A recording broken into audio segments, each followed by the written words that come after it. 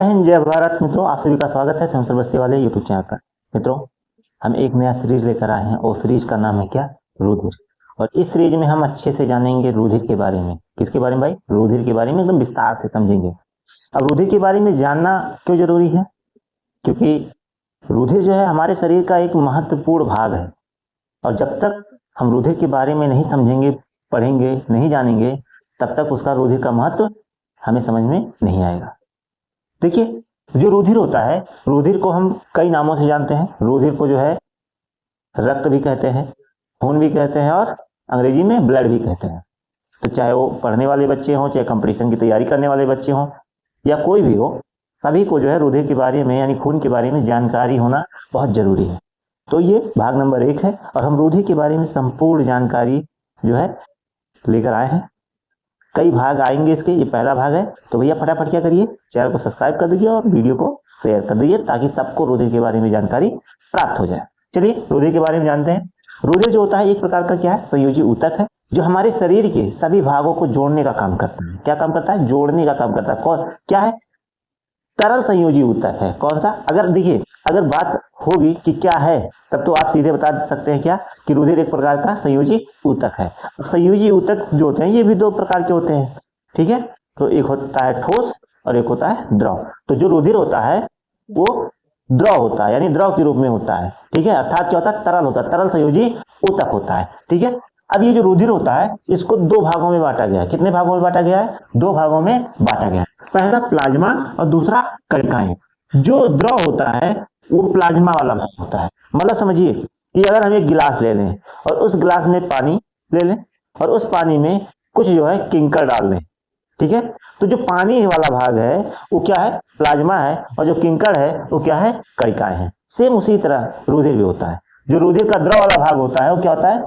Plasma होता है, और उसके अंदर जो कोशिकाएं पाई जाती हैं, जो कणिकाएं पाई जाती हैं, ठीक है, वो दूसरा भाग होता है।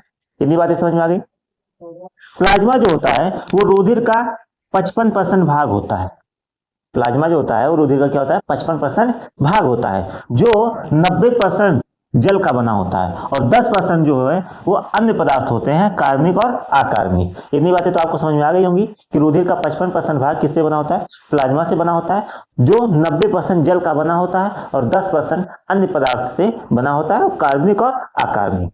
प्लाज्मा का जो मुख्य कार्य होता है क्या होता है? पोषक तत्वों को, हार्मोन्स को एक स्थान से दूसरे स्थान तक पहुंचाना, अपशिष्ट पदार्थों को एक स्थान से दूसरे स्थान तक पहुंचाना, ठीक है। तो अगर आपसे कोई पूछे कि प्लाज्मा का कार्य क्या होता है, तो आप आसान भाषा में बता सकते हैं, पोषक तत्वों को, हार्मोन्स को, अपशिष्ट पदार्थों को एक स्थान से दूसरे स्थान तक पहुंचाना इसका काम होता है, ठीक है। चलिए अब बात करते हैं किसके बारे में? कणिकाओं के बारे में। कणिकाएं जो होती हैं इनको 3 भागों में बांटा गया है, ठीक है। पहला जो होता है वो आरबीसी होता है, दूसरा जो होता है डब्ल्यूबीसी होता है, तीसरा जो होता है वो प्लेटलेट्स होता है, ठीक है।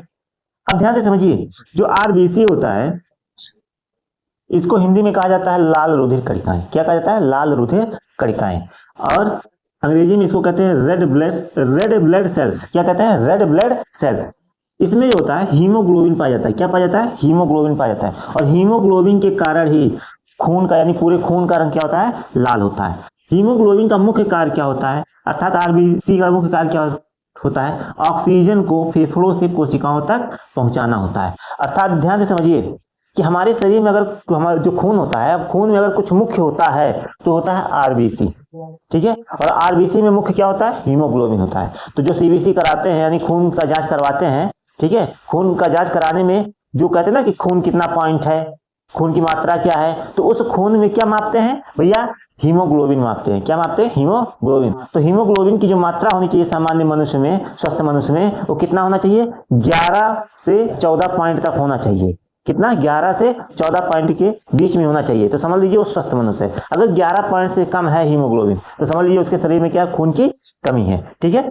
अब इतनी बातें समझ में आ गई। तो हीमोग्लोबिन का कार्य क्या होता है? ऑक्सीजन को फेफड़ों से कहां तक पहुंचाता है? कोशिका तक पहुंचाता है। और ये जो आरबीसी होता है इसका जीवन काल भैया कितना दिन का होता है? 120 दिन का होता है। मतलब आरबीसी हमारे शरीर में केवल 120 दिन तक ही जीवित रहता है, उसके बाद ये क्या होता है? खत्म हो जाता है, मर जाता है, ठीक है। चलिए आगे बढ़ते हैं डब्ल्यूबीसी के बारे में। डब्ल्यूबीसी जो होता है इसको हम शरीर का सैनिक कहते हैं। क्या कहते हैं? शरीर का सैनिक। डब्ल्यूबीसी जो होता है वो हमारे शरीर का क्या होता है? सैनिक होता है, जो रोगों और संक्रमणों से हमारी रक्षा करता है। अगर हमारे शरीर में डब्ल्यूबीसी की कमी होती है, यानी श्वेत रुधिर कणिकाओं की कमी होती है, तो हमें विभिन्न प्रकार के रोग उत्पन्न हो जाते हैं। और अगर हमारे शरीर में जो है डब्ल्यूबीसी की अधिक मात्रा है, तो हमें किसी भी प्रकार का रोग, किसी भी प्रकार का संक्रमण नहीं हो सकता है। ठीक है। इसके बाद तीसरे नंबर पे क्या आता है? प्लेटलेट्स होता है तीसरे नंबर पर। ध्यान दीजिए, प्लेटलेट्स जो है ये बहुत अहम भूमिका निभाता है। कभी कभी नसें जो है फट जाती हैं या कट जाती हैं, तो खून लगातार बहता रहता है। ठीक है। तो खून बहना बंद कैसे होता है? थोड़ी देर बाद देखेंगे जो बहता हुआ खून होता है वो जम जाता है, अर्थात खून का थक्का बन जाता है। और खून का थक्का बनाने में बहुत महत्वपूर्ण भूमिका निभाता है ये प्लेटलेट। अगर हमारे खून में प्लेटलेट्स ना हो तो हमारा खून नहीं जमेगा, और एक बार चोट लगने के बाद ये खून बहता रहेगा निरंतर। ठीक है। तो प्लेटलेट्स का जो मुख्य कार्य क्या होता है? रुधिर का थक्का जमाना होता है। ठीक है। जिससे चोट लगने पर अधिक रुधिर बहता है और उससे रोकने की क्या मिलता है? सहायता मिलती है। ठीक है। तो इतनी जानकारी आपको रुधिर के बारे में हो गई होगी, और ये भाग नंबर 1 था। अगर ऐसे ही रुधिर के बारे में और अच्छी जानकारी प्राप्त करना चाहते हैं तो भैया क्या करिए, लाल वाले बटन को दबा दीजिए। जय हिंद, जय भारत। और सब्सक्राइब भी कर दीजिएगा। धन्यवाद।